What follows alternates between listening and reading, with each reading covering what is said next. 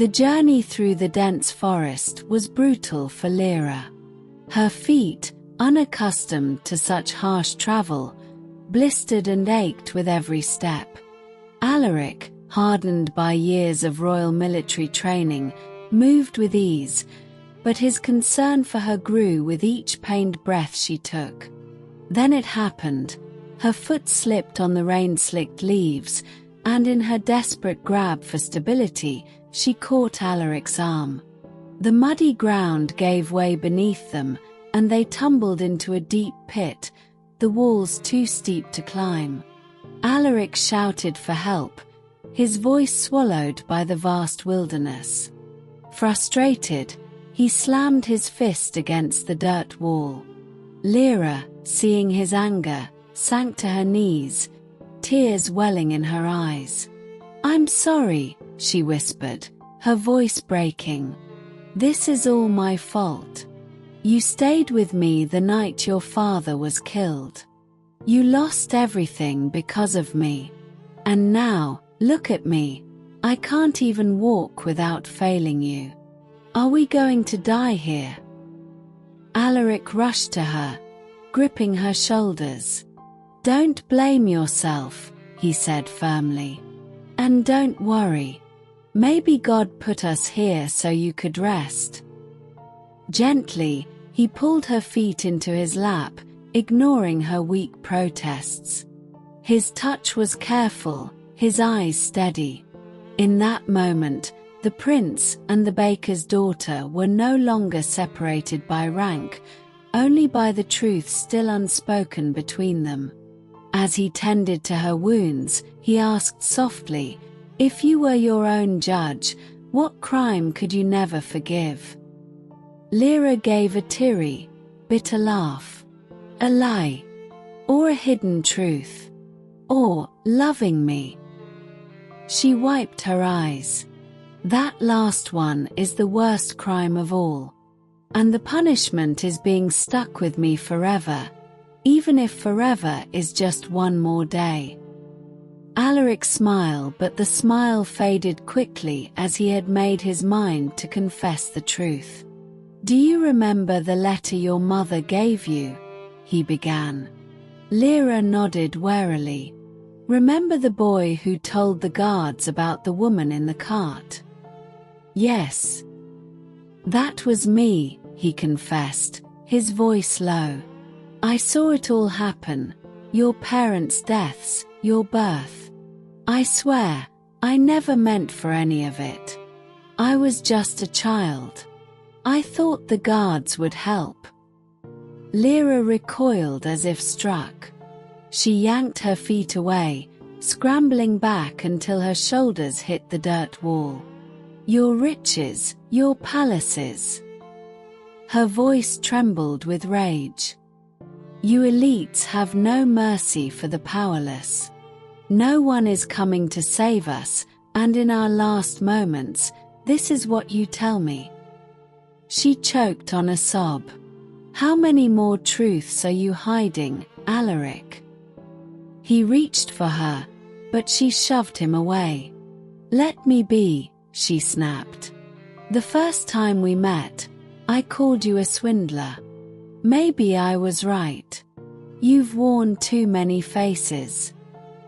A tear slid down Alaric's cheek as he turned away, giving her space. The silence between them was heavier than the pit walls. Then they both heard hoofbeats and they both froze. Alaric motioned for silence as Lira held her breath. The riders seemed to know exactly where they were. A shadow loomed over the pit's edge. "No animal here." A rough voice mused. "But wait, what do we have here? A girl and a boy." A barbarian's laughter rang out. "Should we pull them out?" Lira instinctively pressed against Alaric, who stepped forward, shielding her. "We come in peace," he declared. "We need to speak with your elders. Your settlements are in grave danger. I am Prince Alaric of Erindor, and I've come to warn you." The barbarians burst into laughter. "The Prince of Erendor," one sneered. "Then we kill you now and end the war before it starts." "You don't understand," Alaric insisted. "If you don't listen, your families will be slaughtered." The barbarians exchanged glances. Finally, one nodded, tossing down a rope. But their mercy ended there. As soon as Alaric and Lira climbed out, rough hands bound their wrists. By nightfall, they were tied to a tree, given only scraps of food and sips of water. Dawn would bring their trial. And with it, either salvation or execution. The morning sun cast long shadows across the barbarian settlement as Alaric and Lira were dragged before the council. The chief sat upon a stone-made throne, his face unreadable. Nearby, an ancient woman sat motionless, her eyes hollow with grief, a revered figure among the people, silent for years. "So," the chief's voice boomed, "you claim to be the prince? That alone could send you to the gallows. If true, your death would avenge our fallen kin." Alaric swallowed hard but stood tall. "I come in peace. The king is dead, murdered by conspirators. War is coming, and I came to warn you." A murmur rippled through the crowd. "Why should we believe you?" the chief challenged. "Prove you're the prince, or this is a trap." Just then, a messenger burst in, gasping. "The king is dead. Slain by his own son, who fled the kingdom." The chief rose, triumphant. "Then we kill the prince and end this bloodshed." Lira lunged in front of Alaric, shielding him. A gasp rose as the ancient woman suddenly stirred, rising for the first time in years. The crowd parted in awe as she shuffled toward Lira, her gnarled hands trembling. "Valdira," she whispered, cupping Lyra's face. "My daughter, where have you been?" "No," the chief protested. "She's the enemy." The old woman's voice cracked like thunder. "Silence! Look at her eyes. She is my blood." The chief recoiled. The resemblance was uncanny. With a grudging wave, he ordered Alaric taken to the cells, while the old woman led Lira away.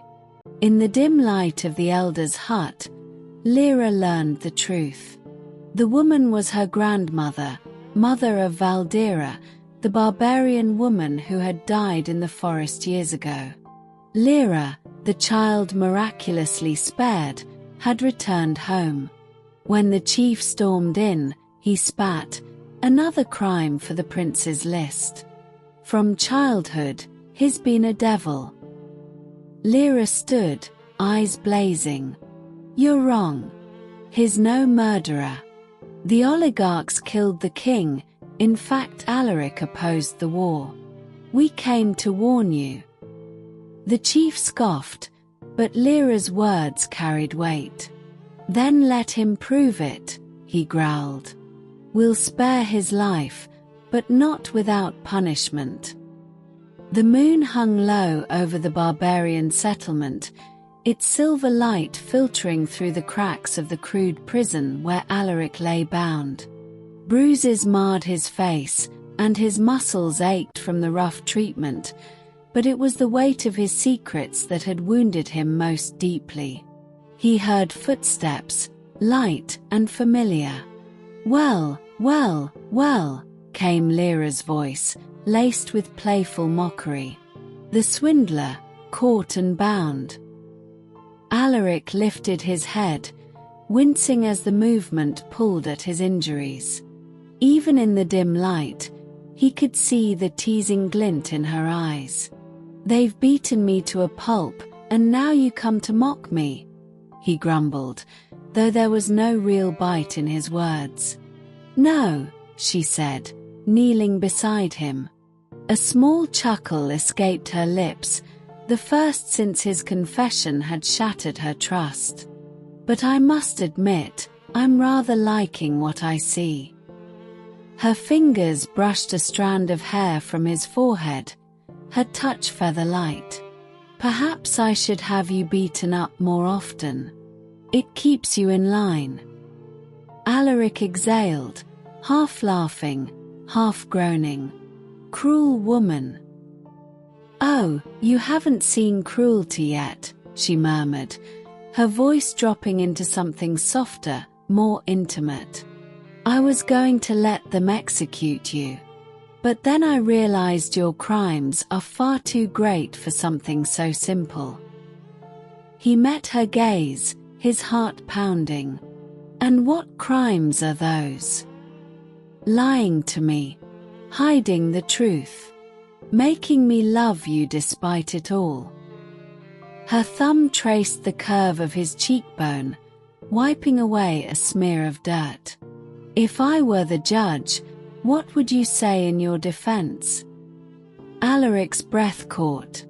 There was no jest in her eyes now, only warmth and something deeper. Something that made his chest ache. "I am guilty," he whispered, bowing his head. Lyra's smile was tender as she drew a knife from her belt. "Then, Alaric, I sentence you." The blade flashed, slicing through his bonds in one clean motion. "Life imprisonment. In my heart. Even if that life is only a day long." The ropes fell away. Alaric rubbed his wrists, his eyes never leaving hers. "A harsh sentence," he murmured. "The harshest," she agreed, her voice barely above a whisper. For a moment, they simply looked at each other, the weight of everything unsaid hanging between them. Then Alaric reached for her hand, pressing it to his chest where his heart beat wildly. "I won't help them wage war," he said firmly. "But I will end it. Let me speak to the chief." Lira nodded, her fingers tightening around his. "Then let's finish this. Together." And in the quiet of the prison, with the moonlight painting her face in silver, Alaric knew. No crown, no kingdom would ever matter more than this. At dawn, the barbarian army assembled, weapons gleaming. Alaric addressed the chief. "Let me end this without bloodshed. I know secret paths into the palace. If I take the crown, the law binds them to obey." The chief sneered. "Why should we trust you?" Lira stepped forward. "Because the people hate the oligarchs as they robbed the kingdom to strengthen the army for attack. They'll rally to him." An informant nodded. "He speaks truth. The kingdom is ripe for change." Reluctantly, the chief agreed. "Take 5 warriors. But if this fails, your death will be the first blow of war."